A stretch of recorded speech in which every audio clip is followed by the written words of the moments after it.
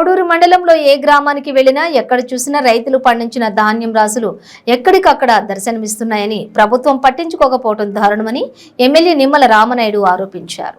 పోడూరు మండలంలోని పలు గ్రామాలలో రైతులను కలిసి వారి ఇబ్బందులను అడిగి తెలుసుకున్నారు. రైతు తూకం వేసే ప్రతి బస్తాకి 2 కేజీలు అదనంగా తూకం వేసి రైస్ మిల్లర్లు పంపడం దారుణమన్నారు. ప్రభుత్వం తక్షణం చర్య తీసుకోకపోతే రైతులకు అండగా టీడీపీ ఉద్యమం చేపడుతుందని స్పష్టం చేశారు. చూసావా? ఎప్పుడు లేదు కదా. మరి ఇప్పుడు ఇలా దోత్తం ఎలా కూరుతుంది? పోరాడాలి. ఇంత దోపిడీ ఎప్పుడు లేదు. ఈ డబ్బులు ఎక్కడికి వెళ్ళిపోతున్నాయి? వెళ్తున్నాయి తాడేపల్లి ప్రసాదానికి వెళ్తున్నాయి, రాజప్రసాదానికి. మరి ఎందుకంటే ఇప్పుడు జగన్మోహన్ రెడ్డి గారు తీసుకోకపోతే ఇక్కడ కంట్రోల్ చేయాలి కదా. షారువులు అవుతారు. ఇప్పుడు మీకు ఎందుకంటే 40 కేజీలు లెక్కన మీరు క్యాలిక్యులేట్ చేసి ధాన్యం కొట్టాలి. ఎన్ని బస్తాలు అయిందని ఇప్పుడు మీరే కదా కొడతారు. ఇప్పుడు రైతు భరోసా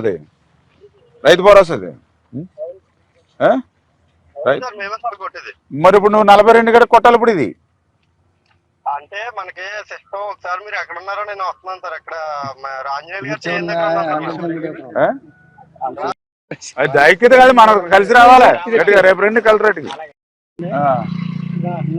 ఎలా అన్నారు? 43 కేజీలు తీయండి. అక్కర్లేదు ఇప్పుడు ఎవరికి ఎప్పుడు లేదు కదా. అలాగే ఎక్స్ట్రా తీయడం. ఎన్ని సంవత్సరాలు చేస్తున్నారు మీరు వ్యవసాయం? 40 సంవత్సరాలు ఎక్స్ట్రా తీయడం ఎప్పుడైనా ఉందా?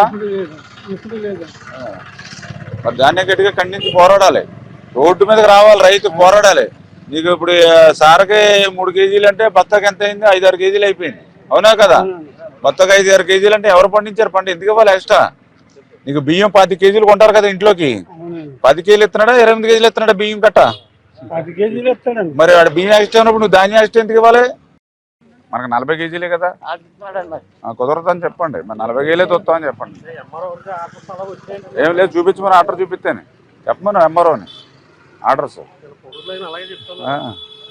ఎక్స్ట్రా చూడండి మరి దారుణంగా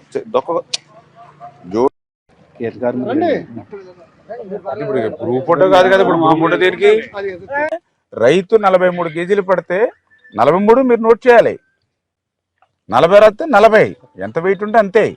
ఇప్పుడు నేను 10 కేజీలు ధాన్యం, మన 10 కేజీలు ఇంట్లోకి బియ్యం తెచ్చుకుంటాను. నాకు 27 కేజీలు ఇస్తాడా? 25 కేజీలు ఇస్తాడా?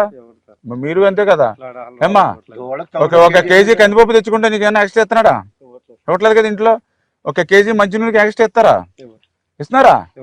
1 కేజీ ఏదైనా నువ్వు చింతపండు కొనుక్కుంటే 1200 వస్తుందా? మరి రైతు ఎందుకు ఇవ్వాలి మీకు ఎక్స్ట్రా? మీకు ఏమైనా పోనీ ఆర్డర్స్ ఏమైనా ఉన్నాయా మీకు? మరి ఆర్డర్ లేనప్పుడు ఎందుకు రైతులు మోసం చేస్తున్నారు? ఎందుకు దగా చేస్తా ఉన్నారు? ఇప్పుడే మనం చూస్తూ ఉన్నాం రైతుల కష్టాలు, రైతుల కన్నీళ్లు. పోడూరు మండలం ఏ గ్రామానికి తిరుగుతున్నా కూడా ఎక్కడ చూసినా కూడా రోడ్లు వెంబడి ధాన్యం రాసులు ఉన్నాయి. ఆ రైతును అడుగుతూ ఉంటే లబోదిబోం అంటూ ఉన్నాడు. 40 కేజీలు సంచి పట్టవలసినటువంటి ఆ యొక్క కట్టకు 2 కేజీలు ఎక్స్ట్రా తీయమంటూ ఉన్నారని. 2 కేజీలు కట్ట కంటే బస్తాకి 5 కేజీలు అయింది. 5 కేజీలు అంటే 100 రూపాయలు. నేను ఒకటే జగన్మోహన్ రెడ్డిని అడుగుతూ ఉన్నాను. మేము ఒక బియ్యం కట్ట ఇంట్లోకి కొనుక్కుంటే 25 కేజీలు, మాకేమన్నా ఒక 2 కేజీలు ఎక్స్ట్రా వస్తుందా? 1 కేజీ కందిపప్పు మేము కొనుక్కుంటే ఒక 1/4 కేజీ ఎక్స్ట్రా వేసి ఇస్తాడా మాకు? 1 లీటర్ పెట్రోల్ కొట్టించుకుంటే 1/4 లీటర్ ఎక్స్ట్రా మాకు కొడతాడా? మరి మేము కష్టపడి పగలనక రాత్రనక ఎండనక వాననక కష్టపడి మేము పంట పండించి బస్తాకి 5 కేజీలు నీకు ఎందుకు ఇవ్వాలి?